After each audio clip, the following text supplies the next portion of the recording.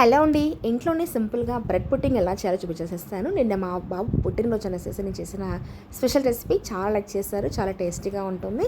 పెట్టుకుంటే నోట్ ఇలా కరిగిపోతుందండి. చాలా ఎమ్మిగా కూడా ఉంటుందన్నమాట. సింపుల్ చేసేసుకోవచ్చు. ఎలా చేయాలో చూపించేస్తాను, చూసేసేయండి. జస్ట్ ఒక 1 అవర్లో రెడీ అయిపోతుందండి.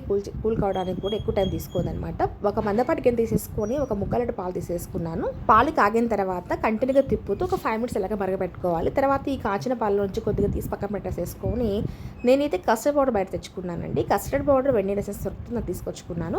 అది కొద్దిగా ఒక 2 స్పూన్స్ ఇట్లా కస్టర్డ్ పౌడర్ కూడా వేసేసి ఎటువంటి కూడా ఉండలు లేకుండా బాగా నీట్గా కలుపుకోవాలన్నమాట. ఉండ కట్టుతుంది ఈజీగా. ఇది కలుపుకున్న తర్వాత పాలు మరుగుతున్నాయి కదా, దాంట్లో వేసేసి కలిపేసేసుకోవడమే. కలిపిన తర్వాత ఒక 7 to 8 మినిట్స్ సిమ్లో పెట్టేసేసి కంటిన్యూ కలుపుతూ ఉంటే చిక్క పడుతుంది అనమాట.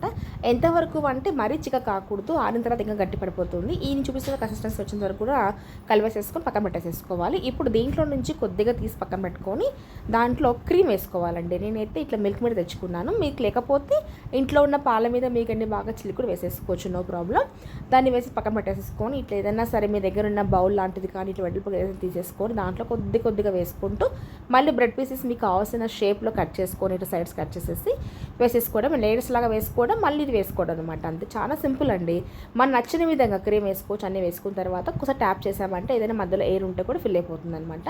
తర్వాత ఫైనల్గా పైన మనము క్రీమ్ మిల్క్ మీద కలుపుకుంటాం కదండి, దాన్ని కూడా వేసేసేసి పైన ఇంకొద్ది మిగిలిన మిశ్రమం కూడా వేసేసి ఫైనల్గా డ్రై ఫ్రూట్స్ సన్నగా చాప్ చేసుకొని మీరు నచ్చినవి వేసేసుకోండి. డ్రై ఫ్రూట్స్ కూడా మీ ఆప్షన్ ఉంటే సన్నగా చాప్ చేసి వేసేసుకోండి. ఫైనల్గా కొద్దిగా గులాబీ రేకులు వేసేసిన తర్వాత ట్యాప్ చేసేసి ఇంకొద్దిగా రూమ్ టెంపరేచర్ వచ్చిన తర్వాత అలాగే బయట పెట్టేసేసి తర్వాత ఒక 1 అవర్ అండి, మినిమం 1 అవర్ ఫ్రిడ్జ్లో పెట్టామంటే చాలా టేస్టీగా అయిపోతుంది. చూసారా, కొద్దిగా గట్టి పడిపోయింది.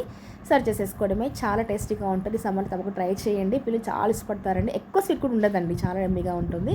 మరి నచ్చితే లైక్ చేయండి, షేర్ చేయండి.